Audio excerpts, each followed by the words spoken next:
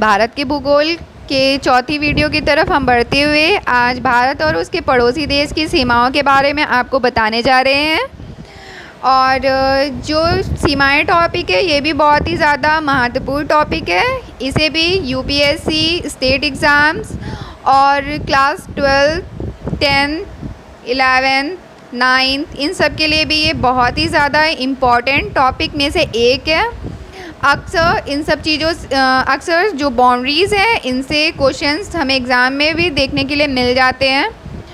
तो मैंने आपके लिए बहुत ही ज़्यादा सेलेक्टेड मटेरियल जो है वो यहाँ पर उपलब्ध कराने की कोशिश की है, जिसकी वजह से आपको बहुत ही आसानी से ये सब कुछ समझ में आ जाए।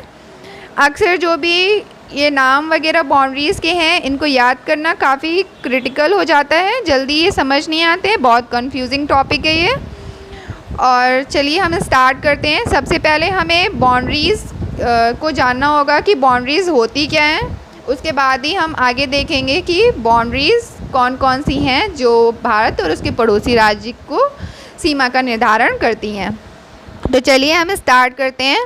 बाउंड्रीज़ क्या होता है कि दो देश तथा दो राज्य के बीच की वही रेखा होती है जिसको लेकर उन देशों ने या उन राज्यों ने सहमति जताई हो। तो बाउंड्रीज़ जो होती है वो उस रेखा को कहा जाता है जिस पे दो राज्य तथा दो स्टेट जो होते हैं वो आपसी सहमति जताते हैं।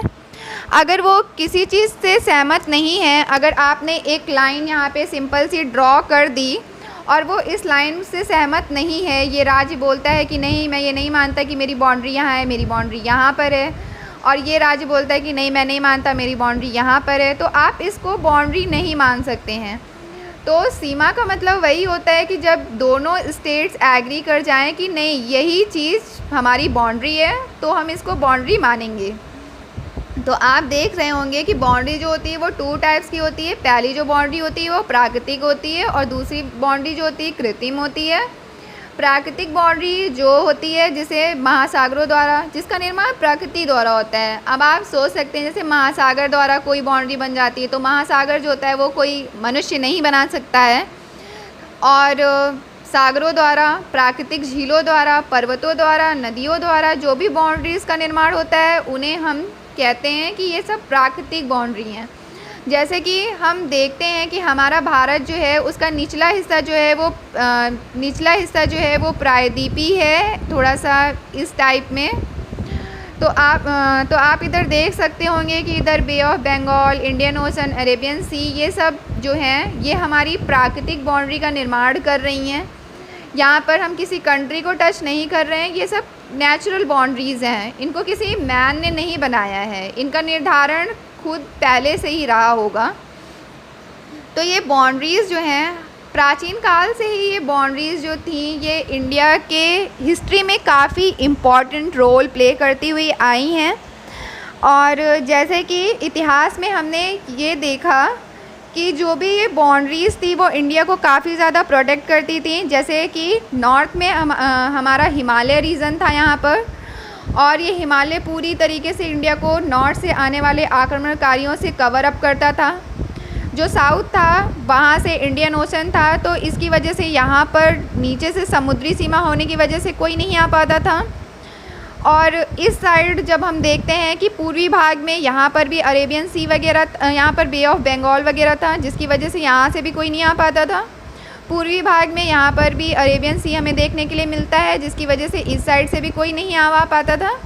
तो आपने पढ़ा होगा कि जितने भी ईरानी, यूनानी और अरबी आक्रमणकारी थे वो हिंदू कुश पर्वत को लांघ कर इधर साइड के हिस्से से ही भारत आए थे, क्योंकि इस साइड पर किसी भी टाइप की बाउंड्री नहीं थी। तो हमारा भारतवर्ष जो है वो पहले से ही प्राकृतिक बाउंड्रियों से घिरा हुआ एक देश है, जिसकी बाउंड्री का निर्माण स्वयं प्रकृति ने कर रखा है। तो यही सारी बाउंड्रीज़ जो है इन्हें प्राकृतिक बाउंड्रीज़ के नाम से जाना जाता है। भारत में जो पर्वतों द्वारा जो बाउंड्री का निर्धारण है वो नेपाल और भारत की सीमा का निर्धारण होता है। जो नेपाल देश है हमारा है वो हिमालय से अलग होता है, जिसकी बाउंड्री का निर्माण जो होता है वो किसी मानव ने नहीं किया है। वो ऐसा बोला जाता है कि वो स्वयं प्रकृति द्वारा ही निर्मित है। नदियों द्वारा भी बाउंड्री का निर्माण होता है, जैसे कि आप देख सकते होंगे कि बहुत ढेर सारी नदियाँ ऐसी हैं जो दो स्टेट्स के बीच में बहती हैं या फिर दो स्टेट्स की बाउंड्री के बीच में बहती हैं। जैसे बिहार में बहुत ढेर सारी नदियाँ, जैसे कोसी है, काफ़ी ढेर सारी ऐसी नदियाँ हैं जो बाउंड्री में ही बहती हैं, तो वो कुछ दूर तक बाउंड्री का निर्धारण करती हैं। तो हम ये भी कह सकते हैं कि बाउंड्री का निर्धारण जो होता है वो नदियों के द्वारा भी किया जाता है। अब चलिए हम भारत की और उसके पड़ोसी देश की जो सीमाएं हैं उनके बारे में जानते हैं। तो कृत्रिम का मतलब क्या होता है कि ऐसी बाउंड्री जिसका निर्माण जो होता है वो मानव द्वारा निर्धारण किया जाता है, उनको कृत्रिम में रखा गया है। तो सबसे पहले हम चीन और भारत के मध्य जो सीमा है उसके बारे में बात करना चाहेंगे।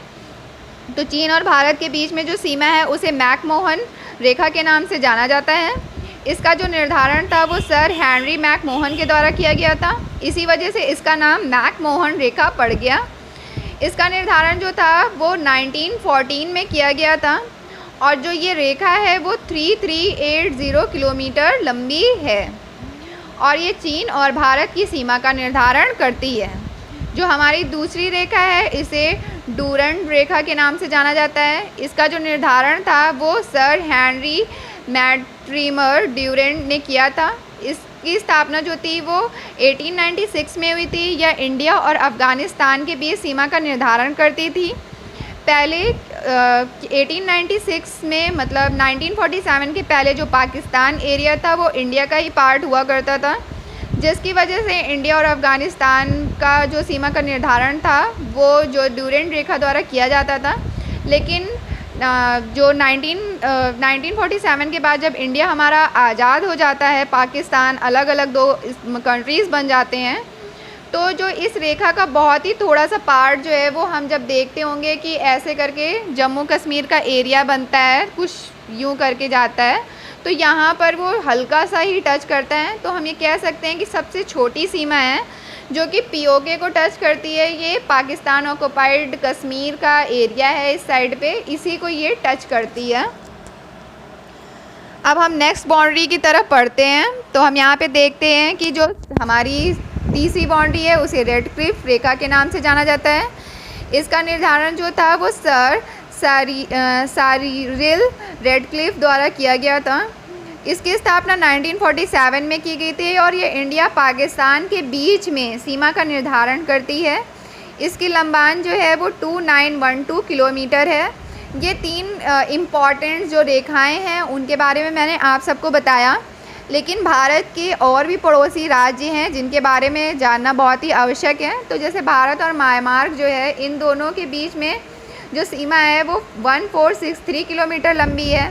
भारत बांग्लादेश के बीच में जो सीमा है वो 4053 किलोमीटर लंबी है।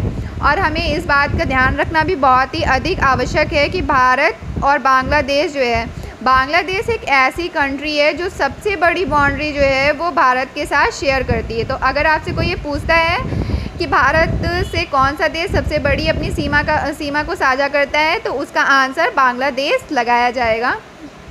अब आप देखते हैं कि भारत और नेपाल ये 1690 किलोमीटर अपनी बाउंड्री को शेयर करता है। ये नेपाल जो है वो हिमालय जो पर्वत श्रृंखला है उसी के बीच में ही स्थित एक देश है छोटा सा।